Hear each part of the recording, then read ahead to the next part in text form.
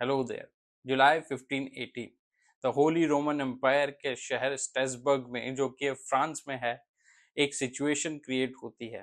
एक औरत जिसका नाम फ्रॉ ट्रॉफी कहा जाता है, वो अचानक सड़क पे नाचने लगती है।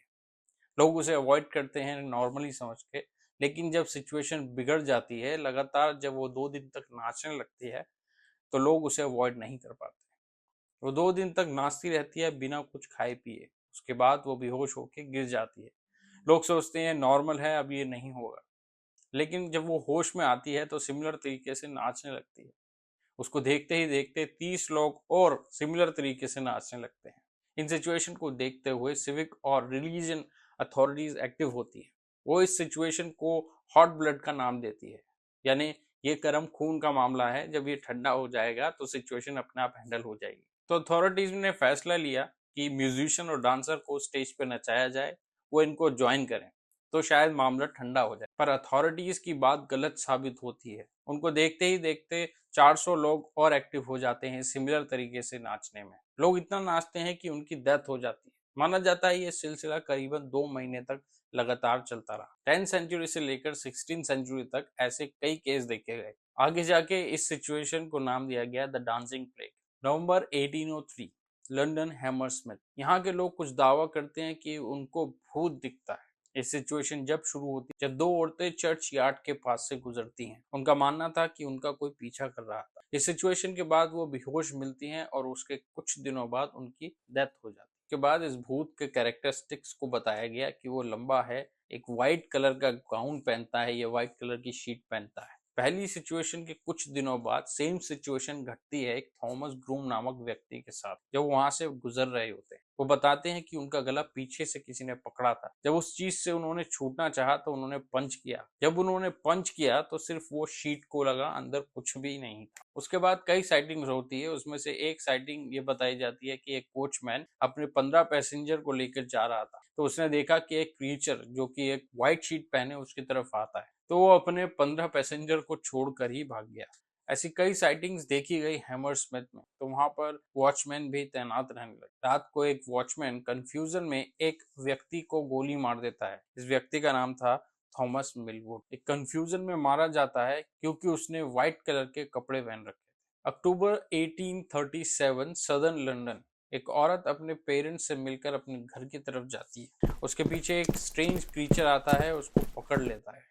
पकड़ने के बाद वो अपने क्लॉस यानी मेटेलिक क्लॉस से पहले तो उसके कपड़े फाड़ता है, फिर उसके मांस को नोचने लगता है और फिर उसको वो किस करने की कोशिश करता है। जैसे ये होता है तो वो लड़की घबराकर चिल्ला उठती है। उसकी चीख सुन के आसपास के लोग इकट्ठे हो जाते हैं। वो क्रीचर वहां से भाग जाता है। उसके अगले ही दिन एक कोचमैन पर हमला होता है। वो क्रीचर कोचमैन के रास्ते में आ जाता है। उसे देखकर वो डिसबैलेंस होता है और काफी इंजर्ड भी हो जाता है। वहां पे कुछ लोग को आई विटनेस माना जाता है। वो बताते हैं कि वो क्रीचर कम से कम 9 फीट की दीवार को कूद के चला जाता है और उसकी कुछ इवल लाफ भी होती है। इन सिचुएशन के कुछ महीनों बाद सर जॉन कोविन, जो कि वहां पे मेयर थे, उनके पास एक लेटर आता है पैकहम से। उस लेटर में भी कुछ इसी तरह की सिचुएशन बताई जाती है, a ghost, a bear, a devil. मतलब उनको कुछ अंदाजा ही नहीं होता किस तरह का क्रीचर वहां पर घूम रहा है। इन हालात को देखते हुए पुलिस में भी हलचल मच जाती है। कुछ रिवॉर्ड्स भी रखे जाते हैं उसकी आइडेंटिफिकेशन के लिए।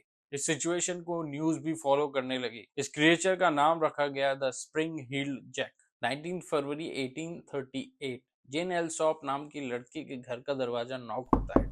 नॉक करने वाला आइडेंटिफाई करता है खुद को पुलिस के रूप में। वो बताता है कि हमने स्प्रिंग हील जैक को पकड़ लिया है और आप प्लीज उसकी लाइट दे के मदद कीजिए। वो लड़की लाइट लेके उसके पीछे पीछे चल देती है।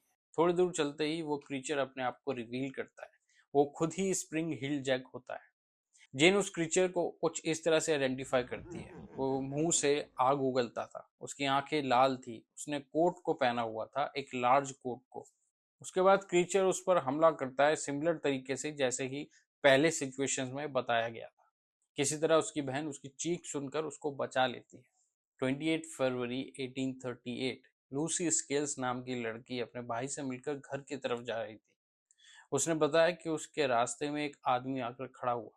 लूसी ने उस आदमी को कुछ इस तरह से आइडेंटिफाई किया। वो लंबा था, उसने कोट पहना था और वो मुंह से फ्लेम छोड़ रहा था ब्लू कलर की। इतना ही देख के लूसी जो है बेहोश हो गई। उसकी चीख सुनकर उसका भाई वहां से उसको रेस्क्यू करता है। पुलिस के पूछताछ के दौरान उसने बताया कि वहां पर उसने किसी को नहीं देखा था। ऐसी सिचुएशन 60 साल तक लंदन में बनी रही। 1904 में लिवरपूल के किसी चर्च पे उसको आखिरी बार देखा गया ऐसा माना जाता है। 24 नवंबर 1971 पोर्टलैंड यूएसए। एक आदमी पोर्टलैंड से सिएटल जाने के लिए फ्लाइट बुक करता है, फ्लाइट नंबर 305। इस एयरलाइंस का नाम होता है नॉर्थ वेस्ट ओरिएंट एयरलाइंस। ये आदमी टिकट रजिस्टर करता है डैन कूपर के नाम से। कूपर फ्लाइट को टेक ऑफ होने के बाद ऑर्डर करता है एक बर्बन और 7 अप।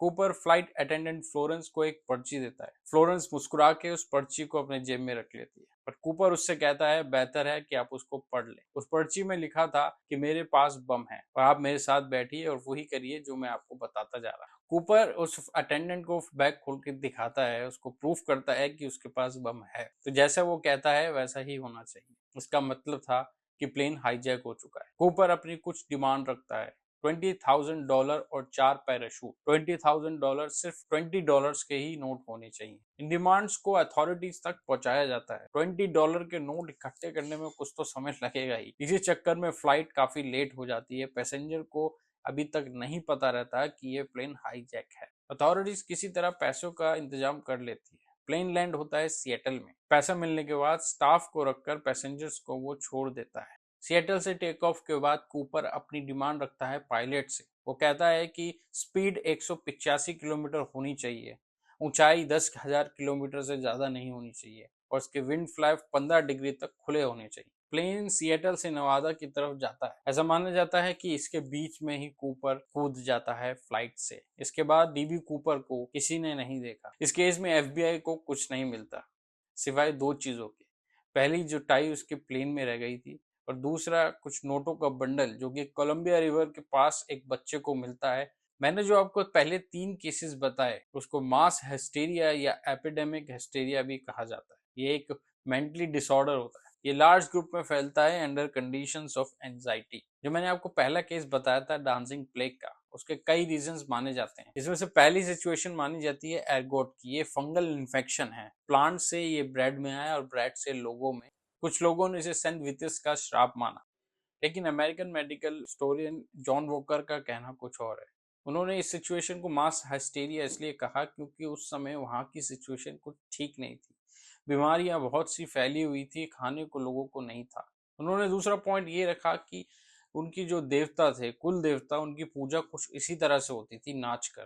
तो वो दोनों सिचुएशन को मिला के यही सिचुएशन बनती है कि एंजाइटी में वो नाचने लगी अपने कुल देवता को खुश करने के लिए। जैसे आप जानते हैं कि ह्यूमन ब्रेन भी एक मिस्ट्री है, अभी भी उस पर स्टडीज चल रही है। तो इस तरह की सिचुएशन को पूरी तरह भी जस्टिफाइड नहीं किया जा सकता।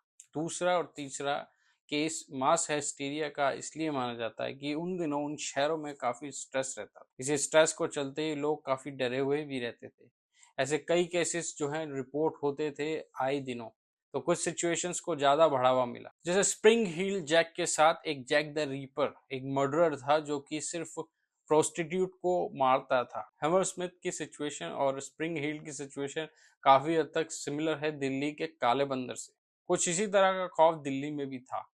चौथा केस, लास्ट केस, सच में ही एक मिस्ट्री है। एफबीआई के कई ऑपरेशंस के बाद भी एफबीआई पता नहीं कर पाई कि डीबी कूपर कौन है। हालांकि इसके कई सस्पेक्ट हुए लेकिन कोई भी प्रूफ नहीं मिल पाया जिससे साबित हो पाए कि पूरी तरह डीबी कूपर वो ही सस्पेक्ट्स हैं। इसकी भी कई थ्योरी मानी जाती है। पहली थ्योरी ये मानी जाती है कि फ्लाइट स्टाफ ने ही ये सब मिलके किया था।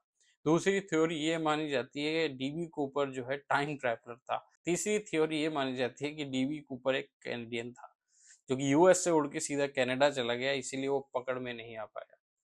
इन सिचुएशन को सुनते सुनते आपके दिमाग में भी कई सवाल आए होंगे। क्या लगता है आपको, ये सब सच है या झूठ? नीचे कमेंट सेक्शन में लिख के बताइए। मिलते हैं अगली वीडियो।